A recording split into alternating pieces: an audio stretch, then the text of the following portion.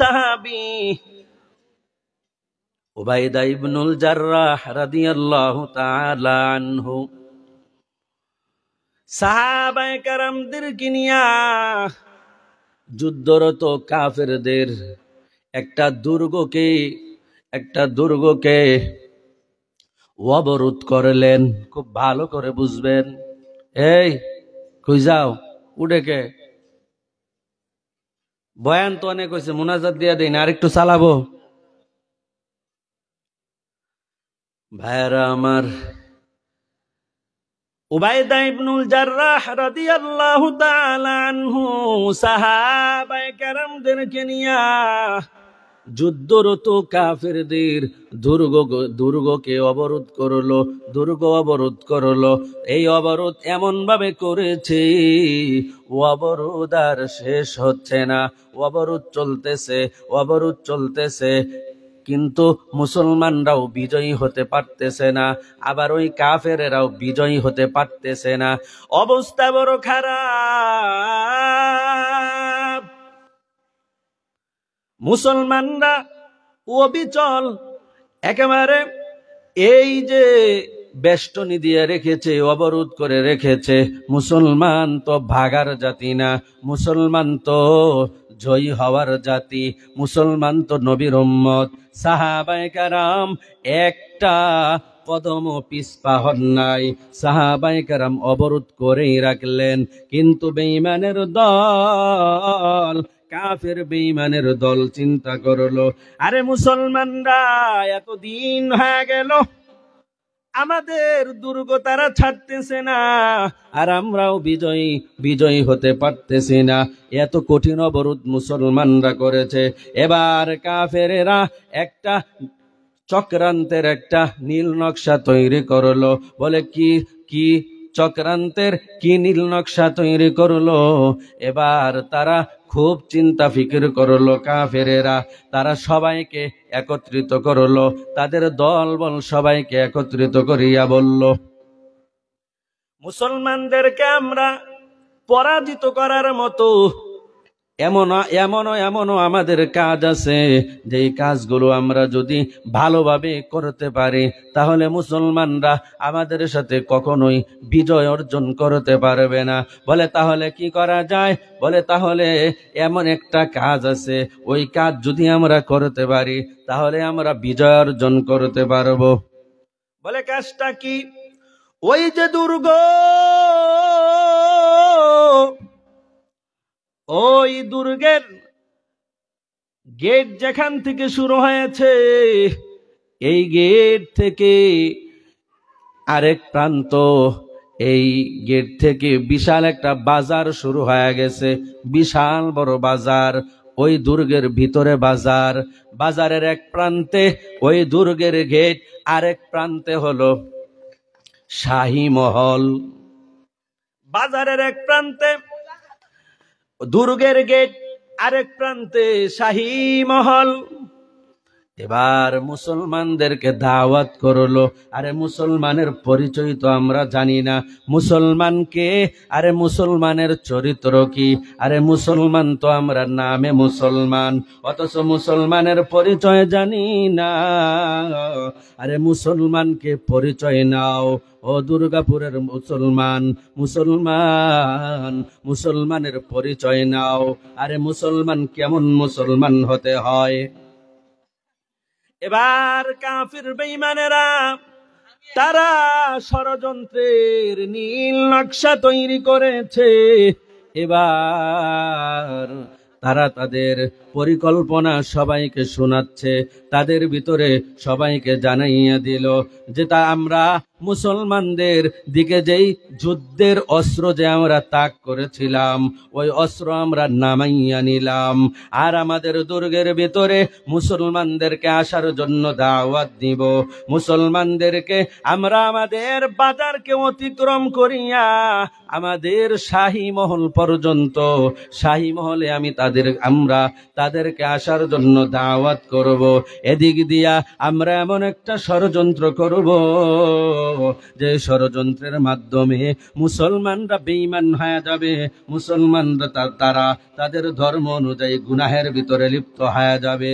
আর আমরা পিছন দিক থেকে এমন ভাবে আক্রমণ করব, আক্রমণ করিয়া আমরা মুসলমানদের উপর বিজয় হয়ে যাব। পারবনি, মুসলমানদের সাথে পারা সম্ভব না। এর প্রমাণ নেন।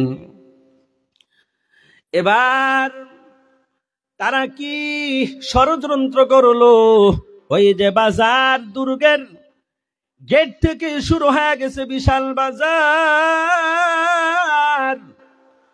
ওই বাজারের দুই প্রান্তে প্রত্যেকটা দোকানের ভিতরে উলঙ্গ মহিলাদেরকে দোকানে বসানোর সিদ্ধান্ত নিয়ে নিল কাফের বেঈমানেরা।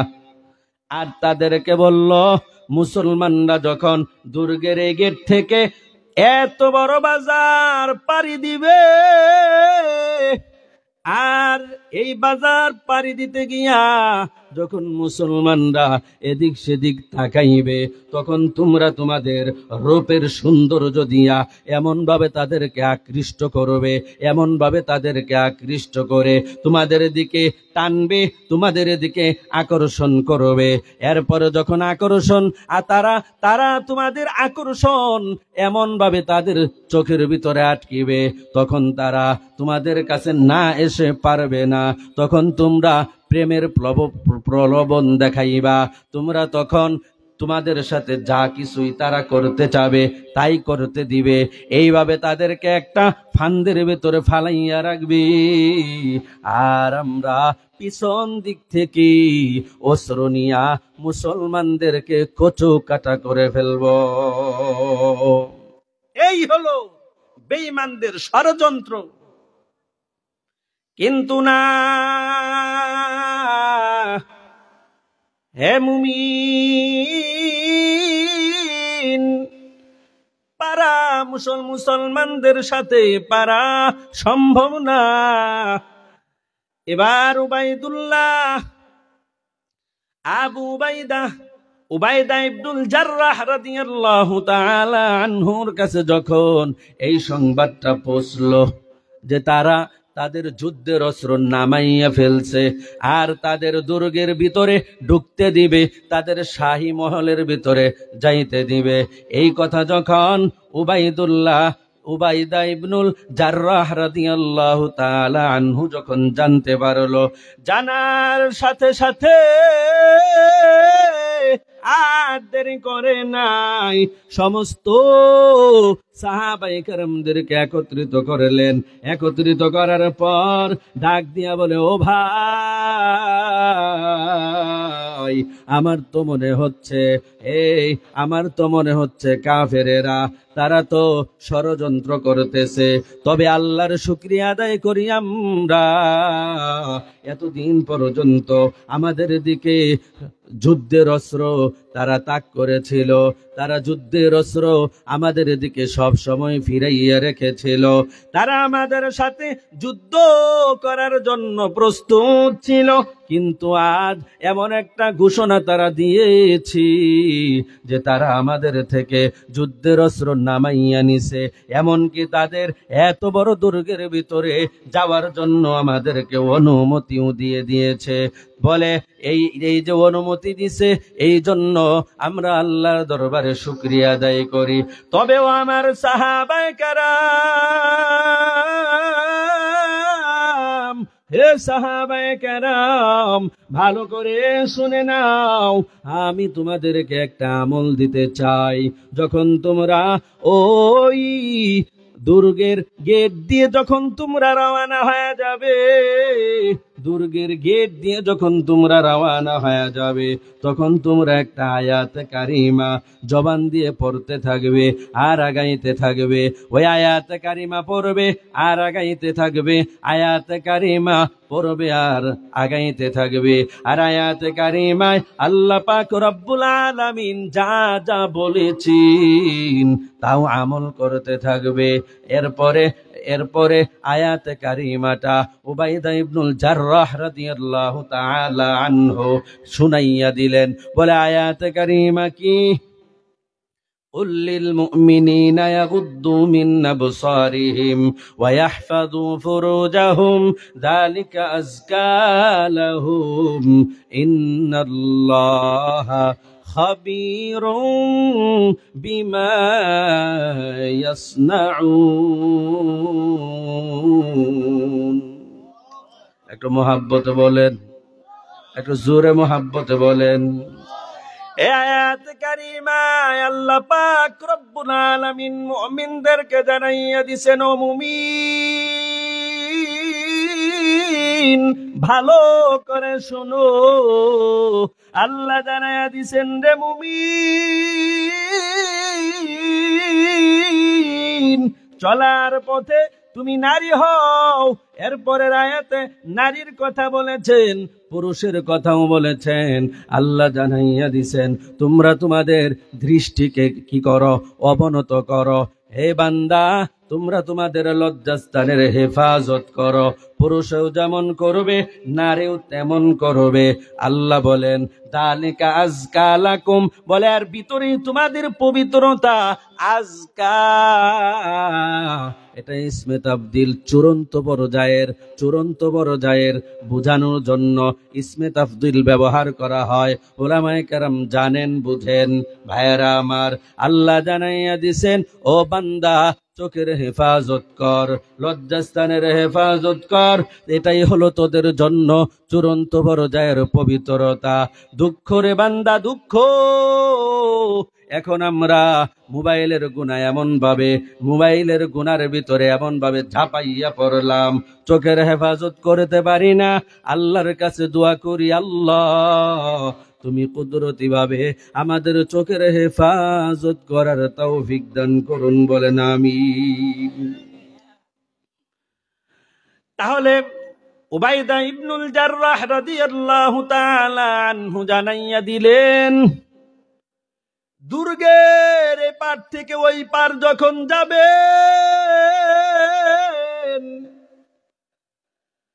যাওয়ার সময় আয়াত কারিমা জবান থেকে পড়তে থাকবেন, জবানের মাধ্যমে পড়তে থাকবেন। আর আয়াত কারিমায় কি বলেছেন সেটা আমল করবেন। এবার সাহাবায়ে কেরাম, ও নেত্রকোনার মুসলমান, দুর্গাপুরের মুসলমান, ও পর্দার অন্তরালের মা, ও যুবক ভাই, ও বৃদ্ধ বাবাজিরা, ভালো করে শুনে নেন। মুসলমান কে? মুসলমানের পরিচয় কি? আরে মুসলমান তো আদর্শবান। মুসলমানের আদর্শ দেখিয়া মুসলমান বেঈমান মুসলমান হইয়া যায়, এমন নজির দুনিয়াতে একটা নাই, দুইটা নাই, হাজার হাজার হাজার হাজার ইতিহাস পড়লে পাওয়া যায়। এবার উবাইদা ইবনুল জাররাহ রাদিয়াল্লাহু তাআলা আনহু সাহাবায়ে কেরামকে যখন পরিষ্কারভাবে আয়াতে কারিমা তিলাওয়াত করে শুনাইয়া দিলেন, আর বললেন, দুর্গের এই গেট থেকে ওই গেট পর্যন্ত, শাহী মহল পর্যন্ত যখন যাবে, তখনই আয়াতে কারিমা তিলাওয়াত করতে করতে যাবে। আমার সাহাবায়ে কেরাম, নবীর সাহাবী, এবার দুর্গের গেটে পাড়া দিয়ে পা রাখিয়া সাথে সাথে তিলাওয়াত করা শুরু করে দিলেন। কুল্লিল মুমিনিনা ইয়াগুদ্দু মিন আবসারিহিম ওয়া ইয়াহফাযু ফুরুজাহুম যালিকা আযকা লাহুম ইন্নাল্লাহা খাবীরুম বিমা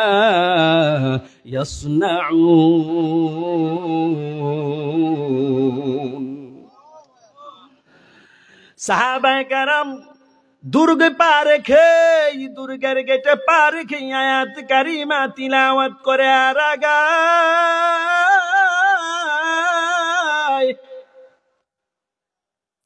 দুর্গের মাথা থেকে হাঁটা শুরু করেছেন সাহাবায়ে কেরাম, একজন একজন করিয়া সাহাবায়ে কেরাম দুর্গের মাথা থেকে একেবারে বিশাল বাজার পাড়ি দিয়া সাহাবায়ে কেরাম একেবারে শাহী মহল পর্যন্ত পৌঁছায়া যায়।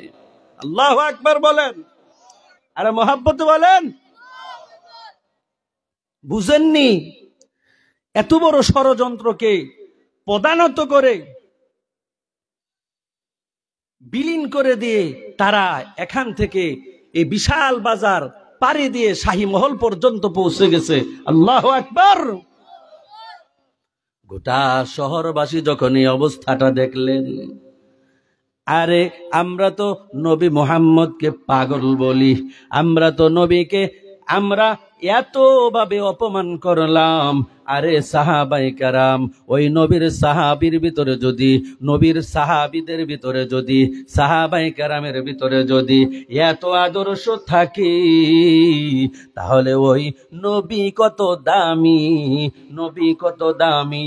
তখন তাদের বুঝে আসছে, সাহাবায়ে কেরাম যখন দুর্গ থেকে এই বাজার অতিক্রম করিয়া শাহী মহল পর্যন্ত পৌঁছে গেছে। ও নেত্রকোনার মুসলমান, দুর্গাপুরের মুসলমান, ভালো করে শুনো, মুসলমান তার স্বভাব কেমন, মুসলমান কেমন, মুসলমান কেমন, এখান থেকে বোঝা যায় যে মুসলমানের আদর্শ কেমন আদর্শ। আরে মুসলমানের আদর্শ তো হলো কোরআন, মুসলমানের আদর্শ তো হলো নবীর সুন্নত। এই সুন্নত আর এই কোরআন যখন বান্দা বুকে নিয়া, যখন বান্দা আমলের ভিতরে রাখিয়া বান্দা যখন আগাইবে, ওই মুসলমানের সাথে কসম খুদার পৃথিবীর কোন শক্তি পারবে না। ঠিক কিনা বলুন? পৃথিবীর কোন শক্তি কোন মুসলিমের সাথে পারা সম্ভব না। যখন মুসলিম কোরআনের উপরে থাকবে, যখন মুসলিম সুন্নাহর উপরে থাকবে, ওই মুসলিমের সাথে, ওই সাহাবীর সাথে, ওই মুসলিমের সাথে গোটা পৃথিবীর কোন শক্তি পারবে না, পারবে না, পারবে না। এটা চিরন্ত সত্য কথা। ঠিক কিনা বলো মুসলমান?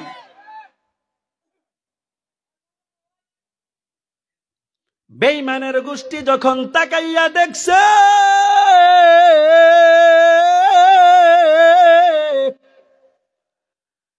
শহরবাসীরা যখন তাকাইয়া দেখছে, এত বড় ষড়যন্ত্র, এত বড় ষড়যন্ত্রের জাল পাড়ি দিয়া কিভাবে তারা ওই পারে পৌঁছে গেছে, শহরবাসীরা এই অবস্থাটা দেখার পর আর একটা সেকেন্ডও দেরি করে নাই, আর একটা সেকেন্ডও দেরি করে নাই, সাথে সাথে কালিমা পড়ে মুসলমান হয়ে গেছে।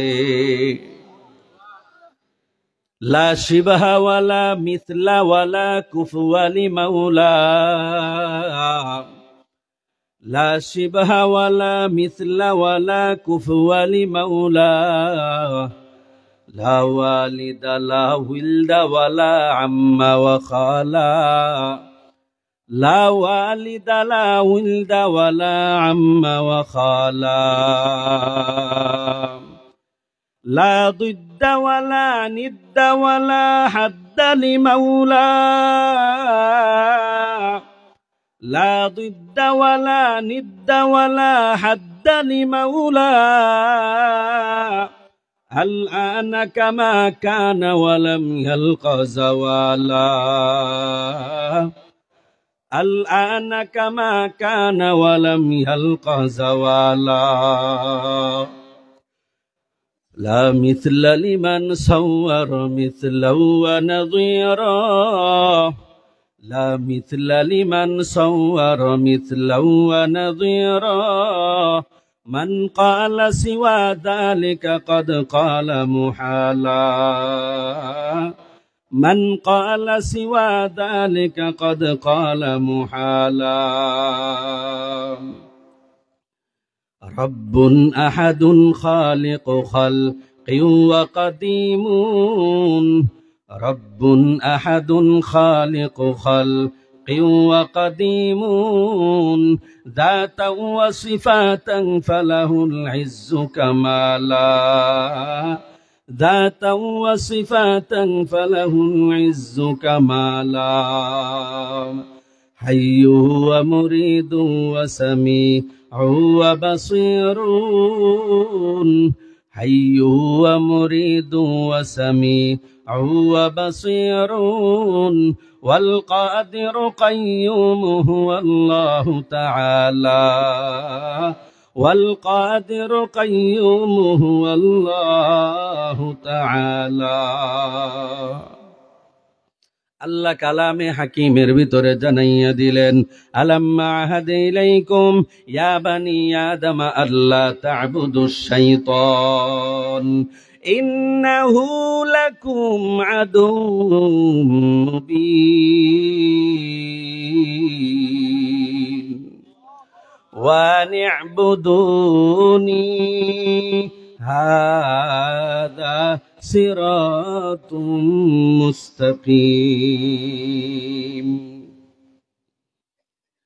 আল্লাহ বান্দাদেরকে ডাক দিয়া বলেন, হে আদম সন্তানের দল, আমি কি তোদেরকে নির্দেশ করি নাই, আমি কি তোদেরকে নির্দেশ দেই নাই যে খবরদার শয়তানের ইবাদত করবি না, শয়তানের পথে চলবি না, শয়তানের আদর্শ গ্রহণ করবি না। কেন কেন আল্লাহ বলেন, কেন শয়তানের আদর্শ গ্রহণ করবি না, শয়তানের ইবাদত কেন করবি না? আল্লাহ জানাইয়া দিলেন, বলে শয়তান হলো তোর জন্য বড় মারাত্মক শত্রু, তোর জন্য মারাত্মক শত্রু। শয়তানের ইবাদত করবি না তো কার ইবাদত করবি? আল্লাহ বলেন আনি আবুদুনি। ও বান্দা, ও দুর্গাপুরের মুসলমান, আল্লাহ বলেন ও দুর্গাপুরের মুসলমান, শয়তানের ইবাদত করবি না তো কার ইবাদত করবি? আল্লাহ বলেন আনি'বুদুনি, তোরা আমার ইবাদত কর। আল্লাহ বলেন হাদা সিরাতুম মুস্তাকিম, আল্লাহ বলেন আমি আল্লাহর ইবাদত করবি, এটাই হলো সরল সঠিক পথ। এটা কোনো বাঁকা পথ না, এটা এমন একটা সরল পথ, যে পথ দিয়ে তুই হাঁটবি, যেই পথ দিয়ে তুই যাইতে থাকবি, চলতে থাকবি, চলতে চলতে বান্দা তোর সামনে আমি আল্লাহ জান্নাত রেডি করে রাখবো। সুবহানাল্লাহ বলেন, আর মোহাব্বত বলেন। ভাইরা আমার, আল্লাহ অন্য আয়াত কারিমার ভিতরে জানাইয়া দেন, ও মুমিন ইন্নাহু আদুউম মুদিল্লুম মুবিন। এই আয়াতে আল্লাহ পাক রব্বুল আলামিন বলেন, শয়তান কিন্তু তোর শত্রু, শয়তান কিন্তু তোর শত্রু। অন্য আয়াতে আল্লাহ পাক রব্বুল আলামিন বলেন, ওয়ালা ইয়াগুররান্নাকুম বিল্লাহিল গারুর।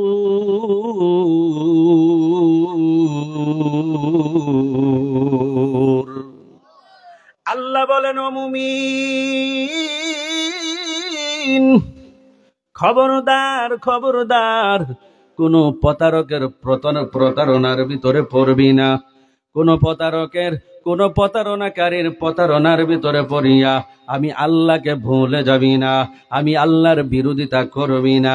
এই যে আয়াতে কারিমাগুলো তিলাওয়াত করলাম, এই আয়াতে কারিমাগুলোর মাধ্যমে আল্লাহ পরিষ্কার ভাবে জানাইয়া দিছেন, ও মুমিন ভালো করে শুনো, আল্লাহ জানাইয়া দিছেন এই আয়াতে কারিমাগুলোর ভিতরে আল্লাহ পাক রব্বুল আলামিন পরিষ্কার ভাবে জানাইয়া দিছেন, বলে শয়তান, শয়তান একটা মারাত্মক পর্যায়ের প্রতারক। এই প্রতারকের খবরদার আদর্শ গ্রহণ করবি না।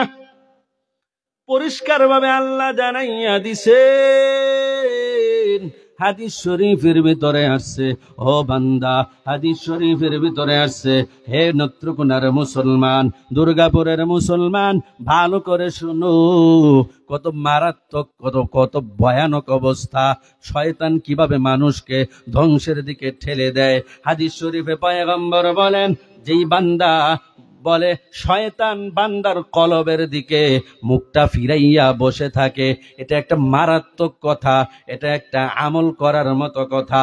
ও পর্দার অন্তরালের মা, ও আমার যুবক ভাইয়েরা, ও আমার বৃদ্ধ বাবাজিরা, ভালো করে শুনে নেন। শয়তান, হাদিস শরীফের ভিতরে আসছে, শয়তান মানুষের কলবের দিকে মুখটা ফিরাইয়া ঘুরাইয়া রাখে, তাকাইয়া তাকাইয়া দেখতে থাকে। বান্দার কলবের ভিতরে, বান্দার কলবের ভিতরে আল্লাহর স্মরণ আছে না নাই?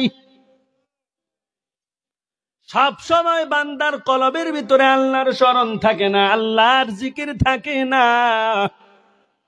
আবার অনেক সময় থাকে, অনেক সময় থাকে না। এজন্য সব সময় শয়তান উৎপেতে থাকে, শয়তান তার মুখটা ফিরাইয়া রাখে, ফিরাইয়া ফিরাইয়া তাকাইয়া তাকাইয়া দেখে, শয়তান তাকাইয়া দেখে বান্দার কলবের ভিতরে আল্লাহর স্মরণ আছে, আল্লাহর জিকির আছে, আল্লাহর স্মরণ আছে। আল্লাহর জিকির যখন দেখতে থাকে, শয়তান একটা সেকেন্ডও ওই জায়গায় থাকতে পারে না। এবার শয়তান সেখান থেকে ব্যাক গিয়ার দেয়, সেখান থেকে পিছন দিকে সরতে থাকে, পিছনের দিকে আসতে থাকে। শয়তান পিছনের দিকে আসে, আবার তাকাইয়া দেখে বান্দার কলবের ভিতরে কি আল্লাহর স্মরণ আছে না নাই।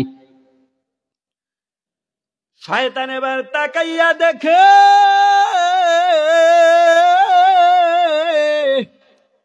বান্দার কলবের ভিতরে আল্লাহর স্মরণ নাই, বান্দার কলবটা তো গাফেল হয়ে গেছে।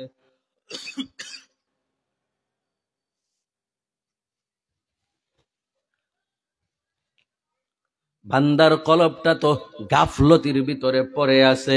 এবার যখন বান্দার কলবটা গাফলতির ভিতরে যখন শয়তান দেখতে পায়, একটা সেকেন্ডও শয়তান দেরি করে না, সাথে সাথে ওই গাফিল কলবের ভিতরে শয়তান বিষ ঢুকাইতে থাকে, ধোঁকা দিতে শুরু করে, কুমন্ত্রণা দিতে শুরু করে, বান্দাকে ধোঁকা দিতে শুরু করে, কুমন্ত্রণা দিতে শুরু করে। আরে শুধু তাই নয়, শুধু তাই নয়, ও বৃদ্ধ বাবাজিরা, ভালো করে শুনে নেন। ও নেত্রকোনার মুসলমান, দুর্গাপুরের মুসলমান, ভালো করে শুনে নেন। পর্দার অন্তরালের মা বোনেরা, ভালো করে শুনে নেন। এবার যখন শয়তান তাকাইয়া দেখে কলবটা আল্লাহ শূন্য হয়ে আছে, আল্লাহর জিকির শূন্য হয়ে আছে, সাথে সাথেই বান্দাকে ধোঁকা দেওয়া শুরু করে দেয়, সাথে সাথে ওই বান্দাকে একটা বড় পর্যায়ের গুনাহের ভিতরে লিপ্ত করাইয়া দেয়। এজন্য বান্দা সাবধান থাকতে হবে, শয়তান যেন আমাদেরকে কোনো গুনাহ করাইতে না পারে। শয়তানের ওয়াসওয়াসা পাওয়ার সাথে সাথেই আমরা পড়ে নিব আউযু বিল্লাহ, আমরা পড়ে নিব লা হাওলা ওয়ালা কুওয়াতা ইল্লা বিল্লাহ।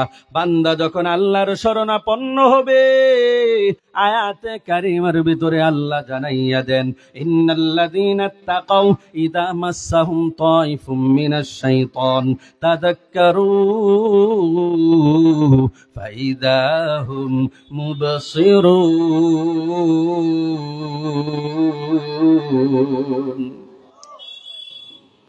আল্লাহ জানাইয়া দিছেন, আল্লাহ বলেন, ও দুনিয়ার মানুষ, ভালো করে শুনে নাও। যখন বান্দার আল্লাহ বলেন যে বান্দার কলবের ভিতরে আমি আল্লাহর ভয় আছে, যেই বান্দাটা আমি আল্লাহকে স্মরণ করে করে চলে, যেই বান্দাটা আমি আল্লাহর নেক বান্দা, আমি আল্লাহকে যেই বান্দা মোহাব্বত করে ভালোবাসে, ওই বান্দার ওই বান্দির কলবের ভিতরে যখন শয়তান আক্রমণ করে, বান্দার বান্দির কলবের ভিতরে যখন শয়তান ওয়াসওয়াসা ডালতে থাকে, ওই বান্দা তো আল্লাহকে ভয় করে গো, সাথে সাথে আল্লাহর শরণাপন্ন হয়ে যায় বান্দা, আল্লাহর শরণাপন্ন হয়ে যায় আল্লাহর বান্দি। আল্লাহর শরণাপন্ন হয়ে যাওয়ার সাথে সাথে আল্লাহ পাক রব্বুল আলামিন ওই বান্দার বান্দিকে কুদরতি ভাবে শয়তানের হাত থেকে রক্ষা করেন। সুবহানাল্লাহ, একটু মহাব্বতে বলেন না। একেবারে ব্যাটারি লো হয়ে গেলে তো আমার ব্যাটারিও যাব। ব্যাটারি এটা ঠিক করতে হলে ওই মাঠ থেকে আপনাদের ব্যাটারি দিয়ে ফোকাস দিতে হবে, তখন এই জায়গায় হিট করবে, আল্লাহ কোরআনের আওয়াজ বের করে দিবেন। ঠিক কিনা কোন? আর জোরে কোন নারায়ে তাকবীর, লিল্লাহে তাকবীর, নারায়ে তাকবীর। না, আওয়াজ নাই, জোরে বলেন লিল্লাহে তাকবীর। সমস্ত শরীরে যত শক্তি আছে সব শক্তি ঢেলে আমার সাথে আওয়াজ দিবেন, লিল্লাহে তাকবীর, লিল্লাহে তাকবীর, নারায়ে তাকবীর। কুরআন সুন্নাহর আলো। আল্লাহ কবুল করেন, বলেন আমিন। ভাইরা আমার, কি বলতেছিলাম?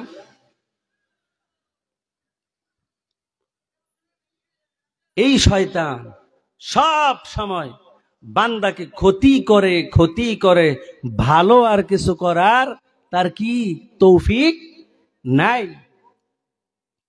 বোঝা গেল এই আয়াতে কারিমার মাধ্যমে, জানা গেল ইন্নাল্লাযীনা ইত্তাকাউ ইযা মাসসাহুম তাইফুম মিনাশ শাইতানি তাযাক্কারু ফাইদা হুম মুবসিরুন।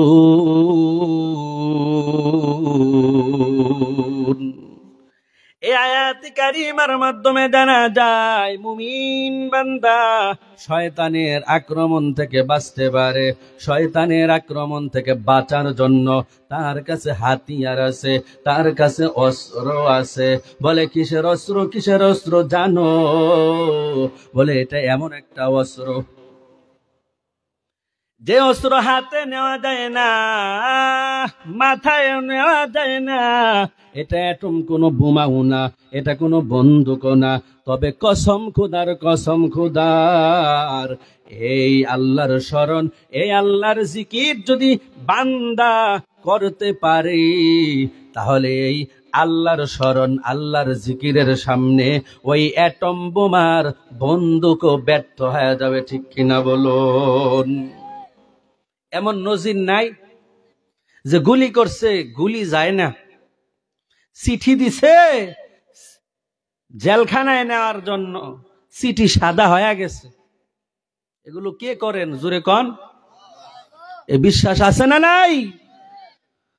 তাহলে আমাকে একজন বাংলাদেশের বহুত বড় চাকরিজীবীর আত্মীয় স্বজনদের একজন আমাকে ডাক দিয়া বলল, কওমি মাদ্রাসায় কত টাকা দান করলাম, কত কিতাবাদি কিনে দিলাম, অথচ কওমি মাদ্রাসার ভিতরে নাকি জঙ্গি তৈরি হয়। আফসোস আফসোস, ওই লোকটা বলতেছে এত টাকা দান করলাম অথচ কওমি মাদ্রাসার ভিতরে জঙ্গি তৈরি হয়। এটা আমার সাথে ঘটনা। আমাকে পরিষ্কার বলতেছে, আমি তখন ছোট, বহুত বড় মানুষ, কয় লক্ষ লক্ষ টাকা দান করেছি, এত এত কিতাব কিনে দিলাম, এখন নাকি কওমি মাদ্রাসার ভিতরে জঙ্গি তৈরি হয়। অথচ খোদার কসম 18 থেকে 20 বছর পড়াশোনা করেছি। কোন একজন উস্তাদের কাছেও, এদেশের উস্তাদের কাছেও পড়েছি, বাহিরেও পড়াশোনা করেছি। আজও পর্যন্ত কোন উস্তাদের কাছে একটা বন্দুক কোনোদিন দেখি নাই, কসম খোদার কোন উস্তাদের কাছে একটা বোমা কোনোদিন দেখি নাই, ঠিক কিনা কোন? অথচ তাকে কে যে কোন পিন মারছে, আর ওই পিন খাইয়া এটা সত্য না মিথ্যা এটারও বাস বিচার নাই, একটা শুনলেই বিশ্বাস করা যাবে না, ঠিক কিনা বলুন ভাইয়েরা আমার। তাহলে শয়তানের অস্ত্র থেকে, শয়তান থেকে বাঁচার জন্য আল্লাহ পাক রব্বুল আলামিন মুসলমানদেরকে একটা অস্ত্র দিয়ে দিয়েছেন। ওই অস্ত্রের নাম কি বলেন? জিকির। কি? জিকির। বলে জিকির এমন একটা জিনিস, জিকির এমন একটা অস্ত্র, জিকির জিকির কারীকে, জিকির কারীর জন্য সংরক্ষক হয়ে যায়, পাহারাদার হয়ে যায়। আল্লাহু আকবার, জোরে বলেন, আরো মহাব্বতে বলেন, আরো মহাব্বতে বলেন। জিকির এমন একটা অস্ত্র, জিকির এমন একটা অস্ত্রের নাম, বলে এই জিকিরটা জিকির কারীর জন্য সংরক্ষক হয়ে যায়, পাহারাদার হয়ে যায়। বলে কিভাবে বান্দা, কিভাবে? এটা আমার বানানো কোনো কথা না, হাদিস শরীফের ভিতরে আসছে। বান্দাকে যখন কবর থেকে উঠানো হবে, কবর থেকে উঠানোর পর এবার বান্দা, কবর থেকে বান্দা উঠবে, কবর থেকে বান্দা যখন উঠে দাঁড়াবে, হাসরের ময়দানে যখন যাইতে থাকবে, তাকাইয়া দেখবে। একটু ভালো করে শুনেন, একটু ভালো করে শুনেন। আল্লাহ কার আলোচনায়, কার কথার মাধ্যমে আল্লাহ হিদায়াত দিয়া দেন কেউ জানে না, কেউ জানে না। কার কথায় দিল পরিবর্তন হবে, আরে ভাই কেউ জানে না, কেউ জানে না। এজন্য বান্দা দিলের কান দিয়ে একটু কয়েকটা কথা শুনেন, অল্প সময়ের ভিতরে দোয়া হয়ে যাবে। এবার এবার ওই বান্দা যখন হাসরের ময়দানের দিকে রওনা হয়ে যাবে,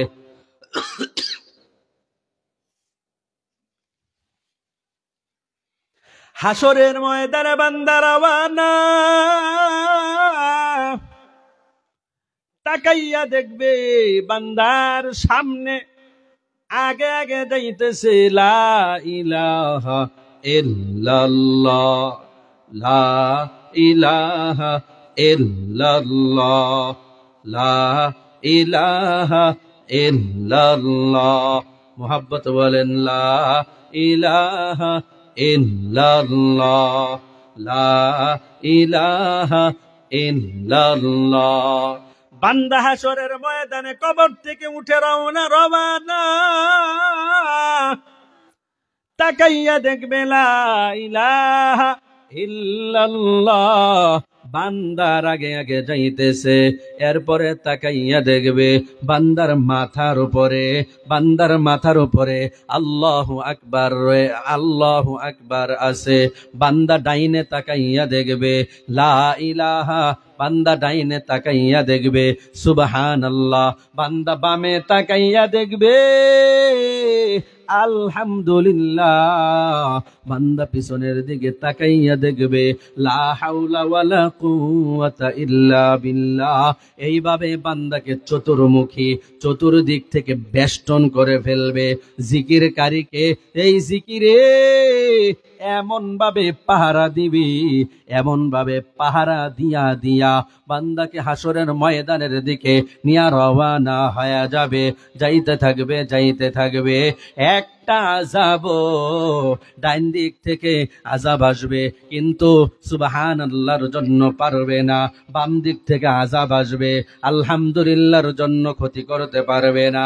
পেছন দিক থেকে আযাব আসবে, লা হাওলা ওয়ালা কুওয়াতা ইল্লা বিল্লাহর কারণে পারবে না। ও বান্দারে, ও মুসলমান, ও মুমিন ভালো করে শোনো। এবার বান্দা এবার সামনের দিক থেকে তাকাইয়া দেখবে, আরে বান্দার আযাব আসতেছে। লা ইলাহা ইল্লাল্লাহর কারণে কোনো আযাব তাকে ক্ষতি করতে পারবে না। এবার তাকাইয়া দেখবে, এবার যদি উপর দিক থেকে আযাব আসতে চায়, আল্লাহু আকবারের মাধ্যমে পারবে না তাকে কোনো ক্ষতি করার জন্য। তাকে বেষ্টনী দিয়া দিয়া এরপরে তাকে ওই হাসরের ময়দানের দিকে এইভাবে তাকে নিয়ে যাইবে। অন্য হাদিস শরীফের ভিতরে আসছে, বান্দাকে যখন কবরের ভিতরে শোয়াইবে, কবরের ভিতরে বান্দা যখন শোয়া অবস্থায় থাকবে, এবার ফেরেশতারা এবার শোয়া অবস্থায় বান্দার মাথার দিক থেকে আযাব আসতে থাকবে। হাদিস শরীফের কথা, মাথার দিক থেকে আযাব আসতে থাকবে, কিন্তু আযাব কোনো কিছুই করতে পারবে না। বলে কেন আযাব কোনো কিছুই করতে পারবে না? ওই যে বান্দা দুনিয়াতে আয়াতে কারিমা, কুরআনে কারিমের আয়াতে কারিমা মুখস্থ করেছিল, ওই আয়াতে কারিমা প্রত্যেক দিন সকাল বেলা তিলাওয়াত করতো, সন্ধ্যা বেলা তিলাওয়াত করতো। ওই বান্দার মুখস্থ আয়াত, ও আয়াতের মাধ্যমে বান্দা নামাজে তিলাওয়াত করতো। এইভাবে বান্দা তিলাওয়াত করতো, বান্দার তিলাওয়াত চলতে থাকতো। এবার বান্দার মাথার দিক থেকে যখন আযাব চলে আসে, আযাব আসতেছে, বান্দা যে ওই যে দুনিয়ার ভিতরে আয়াতে কারিমা তিলাওয়াত করতো, ওই আয়াতে কারিমা আরবির মতো দাঁড়াইয়া যাবে, বিডিআরের মতো দাঁড়াইয়া যাবে, সেনাবাহিনীর মতো দাঁড়াইয়া যাবে। খবরদার আযাব রে, একটা কদম আর আসবি না, যা তুই দূর হইয়া যা তুই দূর হইয়া যা। খবরদার একটা কদম আগাইবি না। এইভাবে ওই আয়াত কারিমা মাথার দিক থেকে দাঁড়াইয়া যাবে। আযাব এবার কি করবে? সামনের দিক থেকে ডান পাশ দিয়ে আসবে, ডাইনে ব্যাক করবে। এবার হাদিস শরীফের ভিতরে আসছে, আসসালাতু বুরহানুন, নামাজ তো বান্দার জন্য প্রমাণপত্র, নামাজ তো বান্দার জন্য প্রমাণপত্র। এবার আসসালাতু বুরহানুন, নামাজ দাঁড়াইয়া যাবে, ডাক দিয়া বলবে, ও আযাব রে, একটা কদম আগাইবি না, যা রে যা, খবরদার আমার কাছে আসবি না। এবার ওই আযাব এবার পাক দিয়া বাম দিক থেকে চলে আসবে। আরে বাম দিক থেকে যখন আযাব আসবে গো, বাম দিক থেকে আযাব আসার পরে আসছে, হাদিস শরীফের ভিতরে আসছে, আসসিয়ামু জুন্নাতুন, রোজা তো হলো মানুষের জন্য ঢাল স্বরূপ, ওই যে তাকাইয়া দেখবেন পুলিশের কাছে ডাল আছে, ওই ডালের মাধ্যমে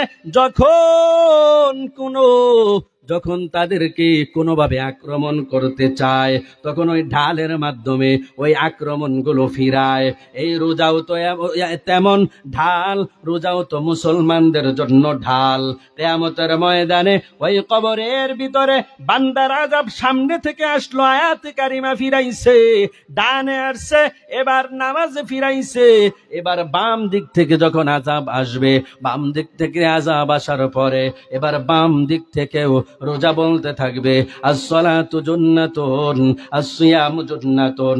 খবরদার রে খবরদার, আযাব রে আযাব, একটা কদমও আগাইতে পারবি না, যা দূর হয়ে যা, আমার কাছে আসবি না, আমি তার পাহারাদার।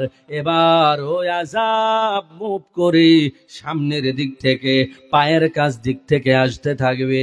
ও দুর্গাপুরের মুসলমান, ও নেত্রকোনার মুসলমান, ভালো করে শুনে নেন, আযাব যখন পায়ের কাছ দিক থেকে আসবে, পায়ের কাছ দিক থেকে যখন আযাব আসবে, হাদিস শরীফের ভিতরে আসছে, ওই যে বান্দা দুনিয়াতে যাকাত দিত, বান্দা যে দান করতো, বান্দা যে সদকা করতো, আরে বান্দা যে আল্লাহর জন্য দান করতো, তখন ওই বান্দার পায়ের কাছে ওই দানির সম্পদ দাঁড়াইয়া যাবে, দাঁড়াইয়া এবার বলতে থাকবে, রে ও আযাব রে, খবরদার একটা কদম আগাইবি না, একটা কদম আগাইবি না, একটা কদম আগাইবি না, আমার সাথে কিন্তু তুই পারবি না রে আযাব। এবার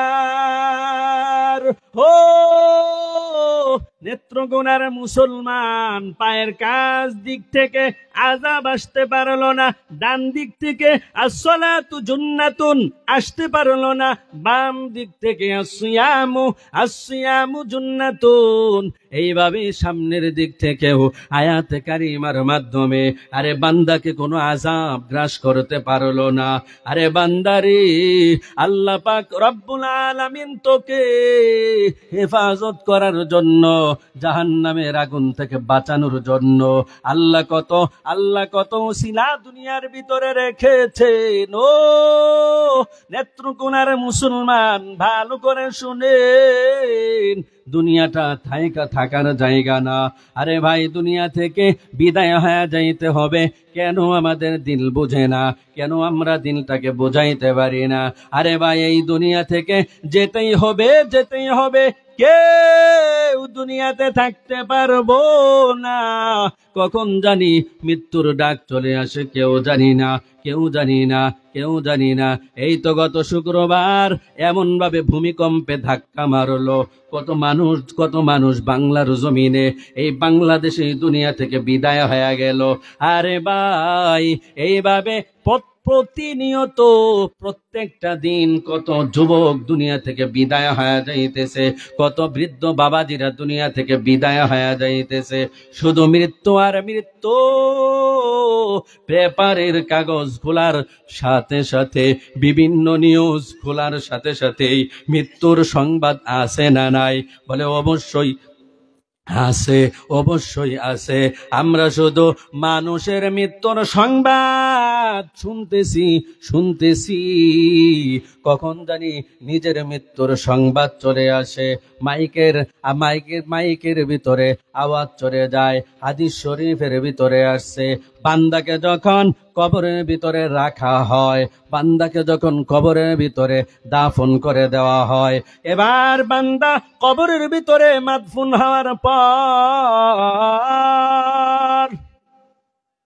কবরের ভিতরে বান্দা যখন শোয়া অবস্থায় থাকে, মুনকার নাকির ঢুকে যায়। মুনকার নাকির ঢুকে যাওয়ার পর এবার ডাক দিয়া বলে, রে ভাই, দোয়া করে দে। হ্যাঁ, আলোচনা অনেক হয়েছে।